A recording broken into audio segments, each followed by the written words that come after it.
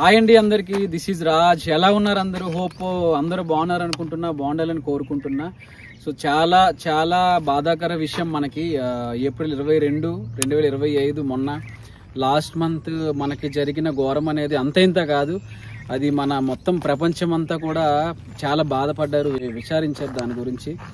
So after that incident, ఇప్పుడు తర్వాత ఆ ఇన్సిడెంట్ తర్వాత ఏమైంది ఏంటి అంటే, మన మీద అలాంటి ఏంటంటే లాస్ట్ సివిలియన్స్ని పొట్టన పెట్టుకున్నారు వాళ్ళు, పాకిస్తాన్ తీవ్రవాదులు.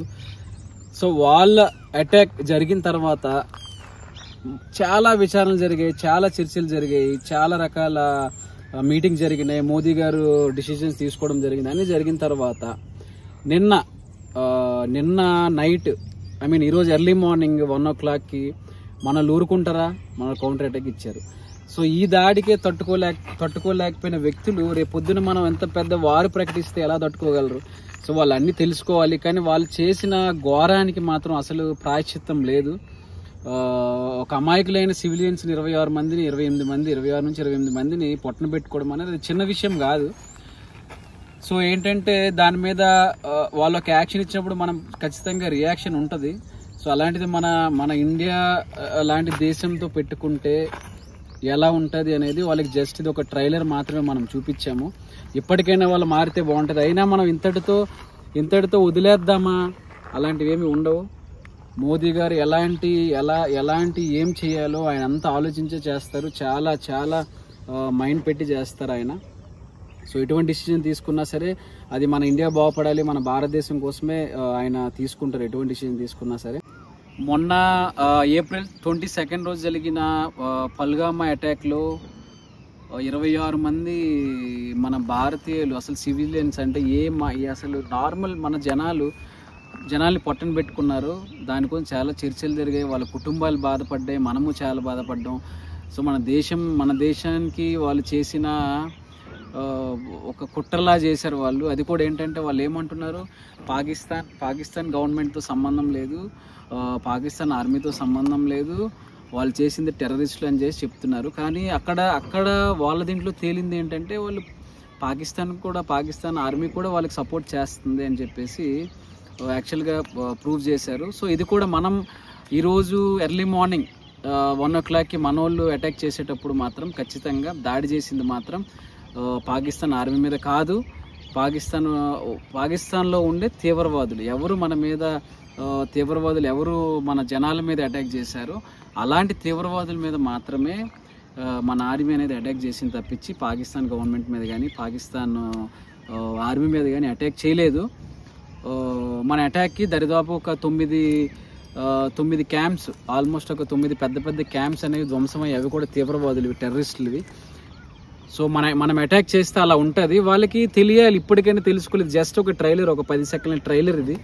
ఇంకా సినిమా చూపిస్తే మాత్రం వాళ్ళు అసలు నిలబడలేరు మన ముందు. అది వాళ్ళకి తెలుసు, కానీ ఎందుకు గెలుక్కుంటారో, ఎందుకు అట్లా చేస్తారు, ఎందుకు అమాయక ప్రజల్ని పొట్టన పెట్టుకుంటారో కూడా అర్థం కాని విషయం ఇది. దీని మీద మన మొత్తం ప్రపంచమంతా కూడా నిన్న జరిగిన ఆపరేషన్ పేరు సింధూర్, ఆపరేషన్ సింధూర్ అనమాట.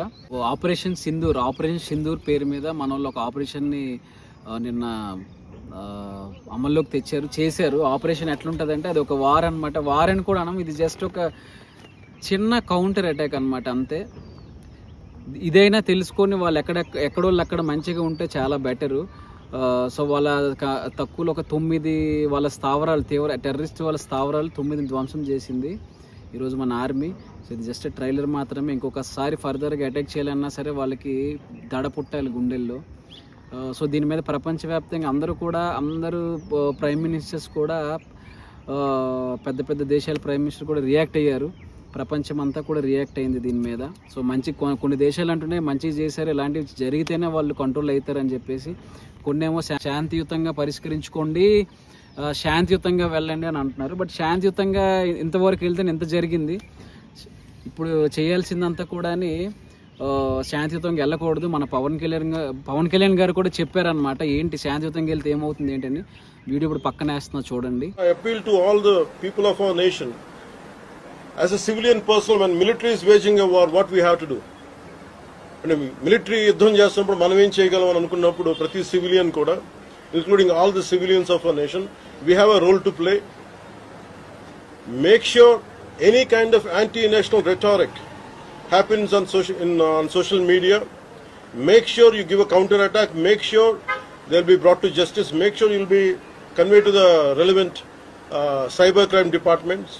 And also, please make sure we'll file cases on them. And also I have conveyed to our DGP also today morning, anybody from the state of Andhra Pradesh, anyone who goes anti-national and who goes against this war will be booked under very severe cases and they have to be reminded. So శాంతియుతంగా వెళ్తే చాలు, ఇంకా శాంతియుతం.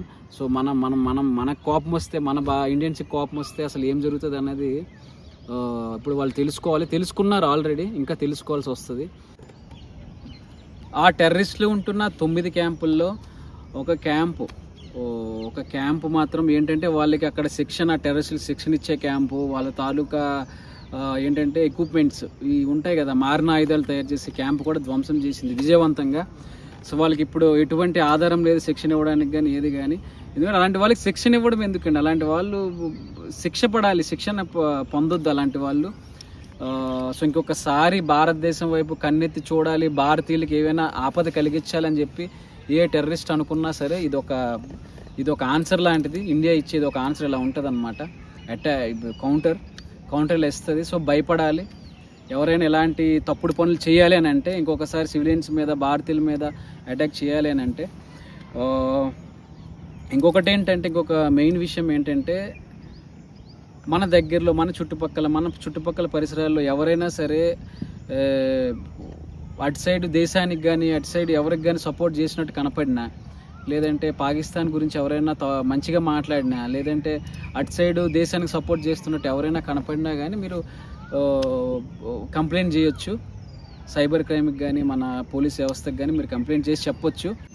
ఇంకొక విషయం, ఎవరైనా సరే social media influencers కానీ, లేదంటే యూట్యూబర్స్ కానీ, ఇంకా పెద్దవాళ్ళు పెద్ద సెలబ్రిటీస్ కానీ, లేదంటే ఎవరైనా యాక్టర్స్ కానీ వాళ్ళు కానీ మన నేషన్ గురించి, మన ఇండియా గురించి ఏదైనా కొంచెం తప్పుగా మాట్లాడినా, నెగిటివ్గా మాట్లాడినా సరే అది చాలా తప్పు. కాబట్టి ఖచ్చితంగా గవర్నమెంట్ అనేది శిక్షణ విధిస్తుంది, వాళ్ళందరినీ కూడా శిక్షిస్తుంది, వాళ్ళందరి మీద కేసు ఫైల్ అయితే. ఇంకొకటి ఏంటంటే, మన నేషన్ని మనం ఫస్ట్ గౌరవించుకోవాలి, అది మన బాధ్యత. సో అందుకని ఇంకొకటి ఏంటంటే, ఎవరైనా మన చుట్టుపక్కల పాకిస్తాన్ సపోర్ట్ చేసినట్టు కానీ, పాకిస్తాన్ ఇది అది అని గొప్పలు చెప్పి ఎవరు కనపడినా కానీ ఖచ్చితంగా డైరెక్ట్గా మీరు వెళ్ళి స్టేషన్ కంప్లైంట్ అయినా, లేదంటే సైబర్ క్రైమ్ పోలీస్ స్టేషన్స్ ఉంటే అక్కడికి వెళ్ళి కంప్లైంట్ చేయండి, డెఫినెట్గా యాక్షన్ తీసుకుంటారు. అండ్ ఇంకొకటి ఏంటంటే, ఇదంతా మన ఆపరేషన్ సింధూర్ అయిన తర్వాత అన్ని దేశాలు మాట్లాడుకున్నాయి, ప్రపంచమంతా మాట్లాడుకుంది.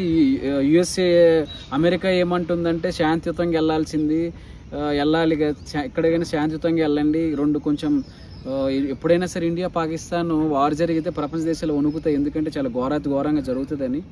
సో ఇంకా పెద్దగా అవ్వకూడదని చెప్పి శాంతియుతంగా వెళ్ళాలని అమెరికా అంటుంది. అలానే పాకిస్తాన్కి కూడా ఒక చిన్న హెచ్చరించింది ఏంటంటే, ఇండియా మీదకి ఎప్పుడు కూడా అయిపోయింది, ఇండియా మీదకి మీరు దాడికి దిగకండి అని చెప్పింది.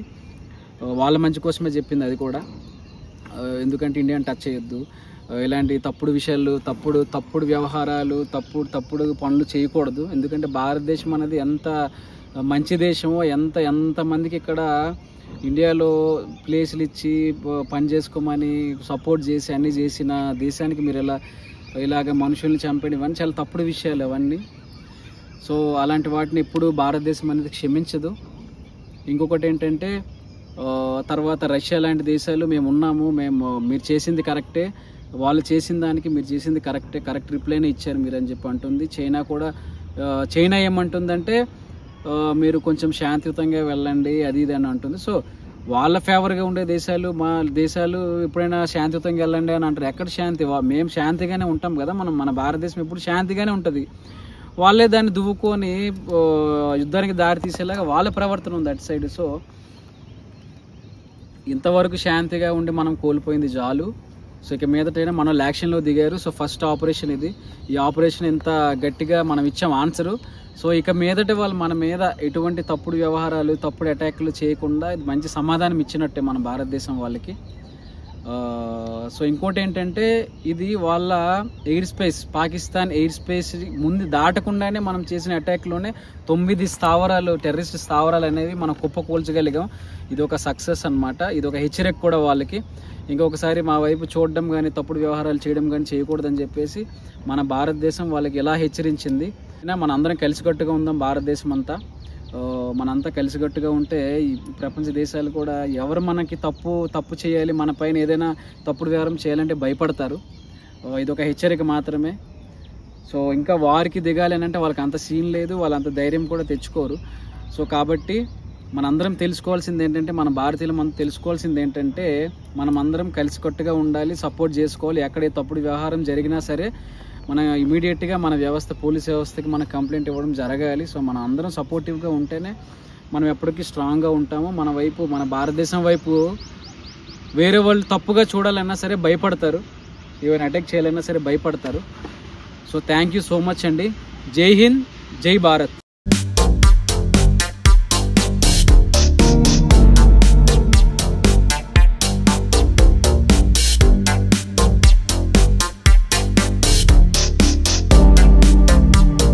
గంట బెల్లు కొట్టండి, నేను ఇంకా మంచి వీడియోస్తో మీ ముందుకు వస్తాను. Thank you so much. ఇంకా thanks lot for your love అండి, నిజంగా thank you so much. Subscribe చేసుకోండి, గంట బెల్లు కొట్టండి. Love you all, thank you.